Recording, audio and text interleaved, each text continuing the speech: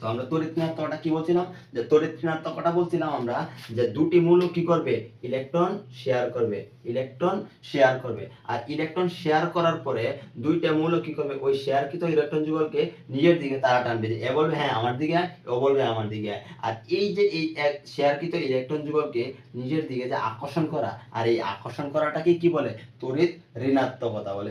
এই তড়িৎ ঋণাত্মকতা হচ্ছে ওইটার মতোই, যে ইলেকট্রন শক্তি আর হচ্ছে আয়নীকরণ শক্তি, এই দুইটার মতোই, যে যার আকার ছোট হবে, যার আকার ছোট হবে, যার আকার ছোট হবে তার তড়িৎ ঋণাত্মকতাও কি হবে, যার আকার ছোট হবে তার তড়িৎ ঋণাত্মকতা, তড়িৎ ঋণাত্মকতা বেশি হবে। কি হবে, বেশি হবে। এখন মনে আমরা 3 নাম্বার গ্রুপে যাই, আমরা কয় নাম্বার গ্রুপে যাব, তো চলেন আমরা একটা 3 নাম্বার পর্যায়ে যাই। যে 3 নাম্বার পর্যায়ে সর্বডানের মৌল কোনটা, সর্বডানের মৌল আছে সোডিয়াম, সর্ববামের মৌল কোনটা, সোডিয়াম, এবং সর্বডানের মৌল হচ্ছে কোনটা, ক্লোরিন।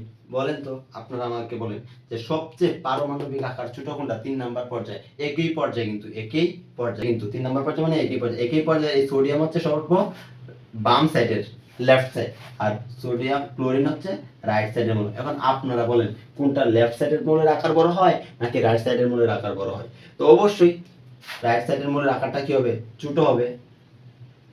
আর যার আকার ছোট হবে তার তড়িৎ ঋণাত্মকতার মানও কি হবে, বেশি হবে। তার মানে সোডিয়ামের বেশি না ক্লোরিনের বেশি, অবশ্যই ক্লোরিনের বেশি। তার মানে আমরা সারমর্ম একটা বলতে পারি, যে 3 অর্ডার ক্ষেত্রে আমরা সারমর্ম একটাই বলতে পারি, সর্বডানের মৌলের কি আয়নীকরণ শক্তিও বেশি, তড়িৎ ঋণাত্মকতার মানও বেশি, ইলেকট্রন শক্তির মানও বেশি।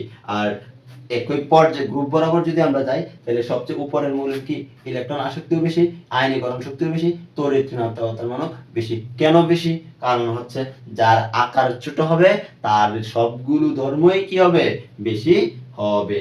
আর আমরা আশা করি যদি আমাদেরকে এইভাবে টেবিল আকারে বা কোনো পর্যায়ে বা গ্রুপ আকারে যদি আমাদের প্রত্যেকটা মৌল দেয়, যে মনে করেন যে এরকম ভাবে একটা পর্যায়ে দিল, এই দিকে একটা পর্যায়ে দিল, এই দিকে একটা গ্রুপ দিল, গ্রুপ দেওয়ার পরে মনে করেন বিভিন্ন মৌল দিয়ে বলবে যে এই পর্যায়টা বা এই গ্রুপটার ভিতরে কি করো, আপনি আয়নীকরণ শক্তি, ইলেকট্রন শক্তি, তড়িৎ ঋণাত্মকতার মান উল্লেখ করো। তো আমি আশা করি যে একই পর্যায় বরাবর বা গ্রুপ বরাবর আপনি কি করতে পারবেন, এগুলা ব্যাখ্যা করতে পারবেন। তো আজকে এই পর্যন্তই, দেখা হবে আগামী কোনো ভিডিওতে, সেই পর্যন্ত ভালো থাকুন।